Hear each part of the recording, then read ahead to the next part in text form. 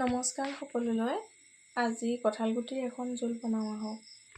এয়া ঘৰৰে কঁঠাল খালোঁ আৰু গুটিকেইটা ধুনীয়াকৈ শুকুৱাই ল'লোঁ। এতিয়া বাকলি এৰুৱাই গুটিখিনি বইল কৰি লৈছোঁ। মাছ আৰু কঁঠাল গুটিৰ এখন জোল বনাবলৈ বুলি বইল কৰি ৰখা কঁঠাল গুটিখিনি ধুনীয়াকৈ পিটিকি ল'লোঁ। এতিয়া এটা কেৰাহীত তেল গৰম হ'বলৈ দিছোঁ। ইয়াতে কেইটামান পাঁচফোৰণ, ৰঙা জলকীয়া আৰু পিঁয়াজ দি ভাজি ল'ম।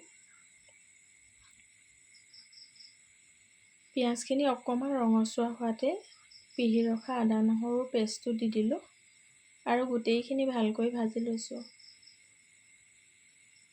এতিয়া মছলাখিনি ভালকৈ ভাজাৰ পিছতে ইয়াত মই কাটি ৰখা এটা বিলাহী দি দিম। বিলাহী আপোনালোকে খাই ভাল পালে দিব, খাই ভাল নাপালে দিব নালাগে। মই ভাল পাওঁ বাবে দিছোঁ।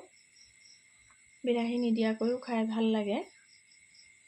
এইফালে এতিয়া মই ইয়াতে জিৰা গুড়ি আৰু জোখমতে হালধি, নিমখ সকলোখিনি দি লৈছোঁ। অকণমান ৰঙৰ বাবে কাশ্মীৰী লাল দি দিছোঁ।